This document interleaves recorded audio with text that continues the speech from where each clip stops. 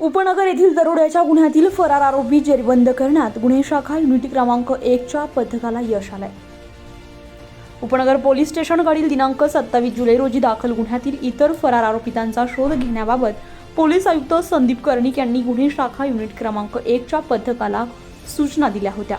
त्या अनुषंगाने गुन्हे शाखा युनिट क्रमांक 1चे पोलीस अधिकारी आणि अंमलदार आरोपितांचा शोध घेत असताना पोलीस हवालदार प्रवीण वाघमारे यांना त्यांच्या गुप्त बातमीदारामार्फत माहिती मिळाली।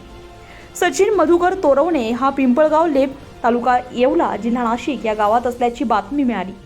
या बातमीच्या आधारे त्यांनी वरिष्ठांच्या मार्गदर्शनाखाली पिंपळगाव लेप या गावी जाऊन तेथे या आरोपीचा शोध घेतला असता तो खंडेराव मंदिराजवळ मिळून आल्यामुळे त्याला ताब्यात घेऊन त्याच्याकडे त्याचं नाव विचारलं असता त्याने त्याचं नाव सचिन मधुकर तोरवणे वय वर्ष 27 राहणार गणेश वाटिका रो हाऊस सिद्धेश्वर नगर जुना सायखेडा रोड जेल रोड असं सांगितलं। या गुन्ह्याबाबत विचारपूस केली असता त्याने गुन्ह्याची कबुली दिल्यामुळे या आरोपीला पुढील कारवाईसाठी उपनगर पोलीस स्टेशनच्या ताब्यात देण्यात आले।